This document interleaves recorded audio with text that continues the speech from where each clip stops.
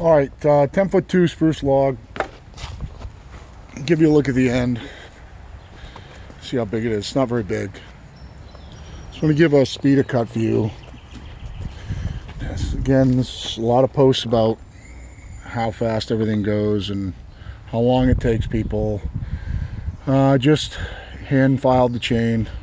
Took me, it's a 36. Took me full comp, missing a couple of teeth. I don't know, it took me 5 minutes to file it, and you'll see how fast it goes through it. So I'm cutting dimensional lumber for a greenhouse that's going over here in between these stakes, and a project we're working on off-site. So I will set it down, fire up, and you can see, just for speed of cut purposes, how long it takes to get through this spruce log.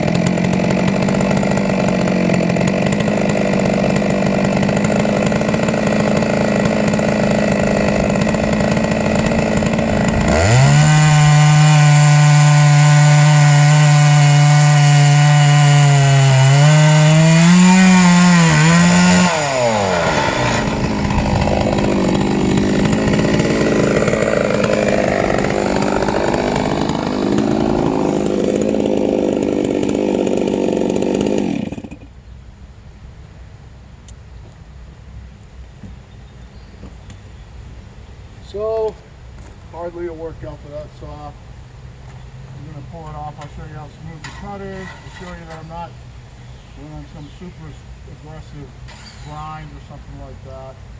I don't know how long that took, maybe 4 minutes.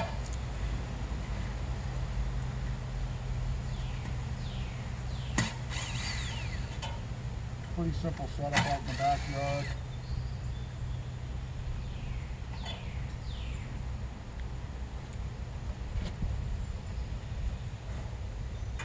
Sorry about not having chaps on, but I don't feel like walking up to the house to get them.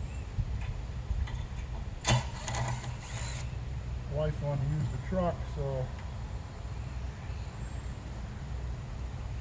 normally I'd be working on the tailgate of the truck, but since she wanted to take it, here I am. I got a bunch of logs to mill, so I'm just going to leave my screw gun and parts over here.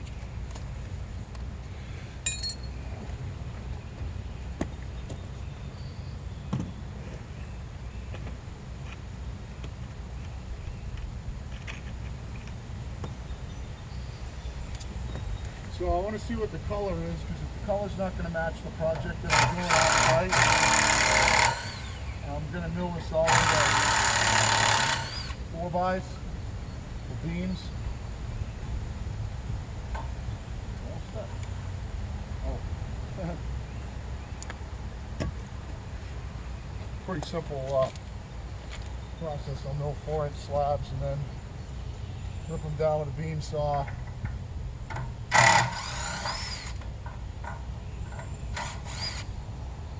Get rid of this one quick, so I need to get to the pine because that's what matters. The project that I'm doing off site. Hope you guys can hear me. Hope it's not too windy. And I'll give you a look at the finish here in a second. I assume based on how it felt, it's going to be really smooth.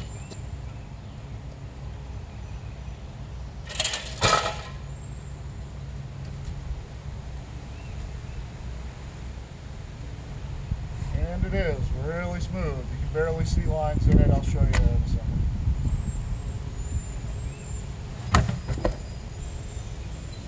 You can barely see saw marks in it. And when I say that, I'm not saying that in jest. I mean seriously, you can barely see saw marks in it. So I can shut you off in a second here, but okay, let's take a look. Hope this is going to show up in camera. Try to get it focused in on my hand. I can't see through the viewfinder how this looks because of the sun. But when I say, I mean you can barely see saw marks in it. I mean you can barely see saw marks in it. So I did hit the rakers. I could tell I had taken the rakers down on one of my grinders because the rakers were kind of weird, funky, double level. They didn't take much. They only took the file was barely hitting them with the progressive gauge. So that's the finish on that kind of time frame. So it wasn't like I was hogging through it with a 25-degree chain. It's 10-degree full comp, missing some teeth. This chain's been around the block. I'll show you. So you can see it's missing a tooth here. It's missing a tooth here. It's missing a tooth here. They got busted off once upon a time. Got a half tooth here. But if I can get to a normal section, so it's, yeah, it's full comp. You know, I'm eyeballing the 10 degrees. I would say I'm pretty close. Just looking at these two right here, just eyeballing my 10 degrees, I'm pretty close. All by hand, no guide or anything. Just wanted to put a fresh, I milled 2 logs with this the other day on site for a customer and I hadn't touched it. So I was concerned it might have been a little dull even though it didn't feel it. This one's a little bit more than 10. Right there, I'll get that in frame. You can see that one. That one's a little more than 10, probably closer to 15. This one's 10. This one's 10. This one looks like it might be a little more than 10. This one's a little more than 10, so I'm not quite being very consistent from both sides. This one's 10. This one's 10. This one's probably close to 15. This one looks like it's just a little more than 10. Maybe a little more than 10. This one's 10. This one's probably 12. This one's probably 5. This one's probably close to 15, probably, I don't know, right around 10, right around 10, maybe a degree or 2 more, right around 10, probably close to 15. This one's a little more close to 0. 10, 10, 10, 10, maybe a little more. This tooth's knocked off, but you still have to file these. If you knock a tooth off like this, you still have to file them so they don't get in the way. So I still do file it. It is still kind of sharp. This one's probably close to 15. This one's 10. This one looks like maybe 11 or 12. This one's 10. This one's 10. This one's probably 15. This one's 10. So you can see, guys, you know, the posts over and over again about, oh, you're not filing your chain consistent, that's why your chain's riding up, or that's why your chain's riding up. It's absolutely not true, guys, okay? I don't know how many different ways I can say it. If you haven't watched my channel on filing, please just go to my YouTube channel. It's my same name. Watch my filing videos, all right? I try to dispel all these myths with you guys. When your chain rides up or rides down, you're not sharp. You're not sharp on your side cutters. Maybe it hit the mill. Maybe you hit a nail. Maybe you wiped it out on some dirt. I don't know if you can see this, but if you look right, see if I get, it's hard to see through here because it's so sunny. If you look right through here, look at the big path that the chain at certain times has hit this mill right here. All right, you hit the mill with the chain, that's gonna make you ride up or ride down. You're gonna wipe out the side cutters on one side. It won't cut as efficiently, and that's what happens. Now you can't see here, but it's been nicked a couple times here too. You know, my mills and my saws have a lot of miles on them. I run 5 of these, okay? I have the 36 and I have a 48, and I also have 96-inch rails in another mill that I haven't bought a bar for yet to run double power head on. But you're looking at, let me see if I can get a view down how flat it is. Okay, so I don't know how this will show up, but this is friggin' flat. Okay, there's no twist in it, there's no waves in it, there's no nothing. You see the finish with all those different cutters, teeth missing, all those different cutter angles, okay? Different size teeth. I mean, I don't know the last time I ground this chain, but it was pretty heavily damaged at one point, so it has been through the grinder. Right now the teeth, they're all pretty consistent. You can see the bars oiling really good. That's what your chain should look like when your bars oiling good. So for those that say, oh, the 660 won't oil at 36, you need an auxiliary oiler. No, you don't on a 36. Okay, this is oiling great. You know, now I realize I cleaned this log off. I debarked it, and you can see there's my bark spud right there. Just got this at the hardware store. You see, I don't know if you can see the bark lying around on the ground, but I did debark it before I milled it. Something that'll wipe a chain on some of these pitchy logs. If you got a lot of pitch buildup here and it's encrusted with dirt, you know, that's going to wipe a chain really quick. The rest of this log, though, even though it's been in, you know, my log pile, let's see if you see my log pile over here. I just pulled it out of the log pile. And I pulled those 2 out right there. Just go over here. So I just want you, I want you guys to know, I want to get rid of these myths and want you guys to know that I know what I'm talking about. So I had those 3 logs were in this side over here, and I had to pull it apart. I had to pull that big pine off. That's going to be, been saving that for picnic table slabs. What do I got here? I got red oak. That's red oak. That's Norway maple. That one's Norway maple. That one is maple. There's a pitch pine in there. This is elm. That's elm. This is a big pine. I don't know if it's pitch pine, red pine. It looks like, it's hard to tell. I don't know that I've ever seen pitch pine grow that fast. So this could be a huge white pine or a red pine. It's kind of hard to tell on those. Those are elms back there. So I've got a pretty wide variety here. This one's Norway, I think Norway maple. Let me look. No, that's not Norway maple. That one is must be part of the elm tree. It's definitely not Norway maple. That's a big hard maple, an old hard maple. Norway maple back there, and then some different pines. That's arborvitae and back there. That's gonna be really nice stuff. But I just want you guys to know that when I post these things, okay, they're for your own good. All right, I do this a lot. I'm a sawyer and I do this a lot. I'm trying to dispel the myth that, you know, every time I see a post and I see guys commenting, you know, it aggravates me just because I know it's killing you because you're not being told the truth. So yeah, you can have all different cutter angles, you can have teeth missing, you can have half a teeth, you can have blah blah blah blah blah. Full comp, 36, oil's great, and as long as you set your rakers with a progressive gauge and you're sharp, you get finishes like that and speeds like that. You don't have to compromise the two. You don't have to get a shitty finish to get a fast cut. That was a pretty fast cut. I'm gonna mill this log out, and then guys that ask about how long in between filings. We're pulling the bark off, and that chain's well stretched, so it won't stretch. We're pulling the bark off. I'll mill this whole log without filing that chain, and then I'll start another log. Probably do that one next just because of the size on it. I'll start another log. I'll make at least the top cut, and then see what my cutters look like, and if they're starting to get dull, or if I'm starting to push on it, then I'll file it and I'll mill that whole log.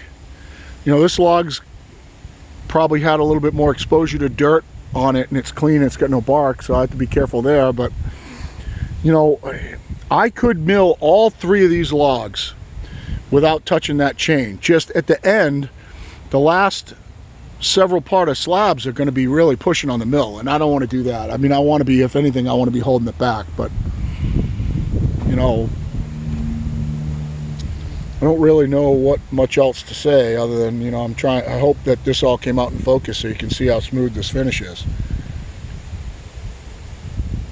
You know, I realize it's spruce. I don't mill spruce all the time, but I need it for dimensional lumber. You know, over there, if you look over there in some slabs, I mean, I've got, those are white oaks. Let's go look at it. Okay, this was milled with a 50, just 56, yeah, this was milled with 56-inch chain on a 48-inch mill. These are big white oaks. These are big slabs. These are, I don't know, 13 footers. Too big for you to carry. I had to put them in my truck with a truck crane. You know, look at the finish with a 56. Okay, these were just more than a tank of gas slabs for me. Normally, you know, a milling maple like this on big, like 13, 14 footers, you know, I'm getting through those in one tank of gas. White oak like this, I was running out. You're still only talking about 10-minute cuts. So there's 30-minute cuts. I don't know where that comes from. But I was running out right here with that much to go on every plank. But it was still only 10-minute cuts. You can see my pile of beams back there. That's what I'm doing. Those are all spruce. Those are all spruce beams. That's what those are going to be. So like I said, yeah, right here where it's all staked out, it's going to be a greenhouse. It's going to be timber framed. I need the beams for that, and I need the pine for an outdoor shower project I'm doing for a customer. It's mostly done, but I got to do the door, and I don't want to be picking through my scraps for what's left over. You can see what I use as a log cradle. So this is a big Norway maple that was rotted out in the base. I don't know if you can see that fissure, but it goes all the way up through it.